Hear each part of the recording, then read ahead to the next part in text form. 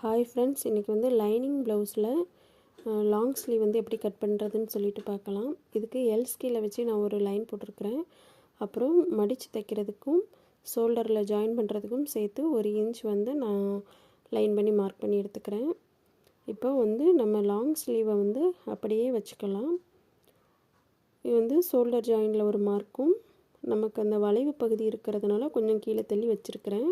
இல்லைன்னா ரொம்ப லாங் ஆகிடும். ஒரு 1/2 இன்ச் வந்து கீழேயும் நம்ம ஆம்ஹோல் வளைவுக்கிட்டையும் ஒரு மார்க் பண்ணிக்கலாம். இந்த லைன் வந்து நேராக இருக்கணும், சாய்வாக இருக்கக்கூடாது.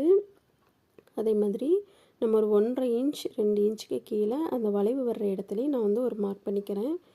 இப்போ நம்ம டேப்பை வச்சு அளந்து பார்க்குறப்போ எத்தனை இன்ச் வருதோ அதே இன்ச்சை வந்து நம்ம கீழே மார்க் பண்ணிக்கணும். இப்போ வந்து நமக்கு ஒரு 10.25 இன்ச் வந்து வருது. அதை நம்ம அப்படியே வந்து கீழே மார்க் பண்ணிக்கலாம். ஏன்னா அப்போ தான் ஆம்ஹோல் அளவு வந்து கரெக்டாக இருக்குதா இல்லை நம்ம அட்ஜஸ்ட் பண்ணலாமான்னு சொல்லிட்டு பார்க்கலாம்.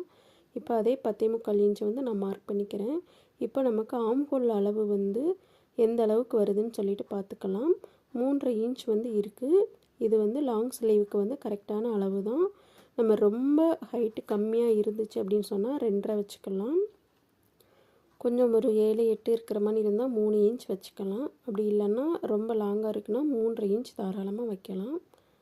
இப்போ நம்ம ஒரு 2.5 இன்ச்சுக்கு வைக்கிறோம் அப்படின்னு சொன்னால் நான் ஃபஸ்ட்டு மார்க் பண்ண மாதிரி அந்த வளைவு பகுதி வந்து கொஞ்சம் மேலே தள்ளி போகணும். இப்போ நம்ம 3.5 இன்ச் மார்க் பண்ணியிருக்கோம் அப்படிங்கிறதுனால நமக்கு உள் வளைவு வந்து கம்மியாகவே எடுத்தால் போதும். நம்ம அந்த வளைவுமே 1.5 இன்ச்சுக்கு மேலே இருக்கிற மாதிரி பார்த்துக்கக்கூடாது. 2 இன்ச் 2.5 இன்ச் அப்படின்னு சொல்லிட்டு நம்ம ஷோல்டர்கிட்ட வளைவு போட்டுட்டோம் அப்படின்னு சொன்னால் நமக்கு வந்து அந்த இடத்துல பஃப்னு தூக்கிக்கிட்டு இருக்கிற மாதிரி இருக்கும்.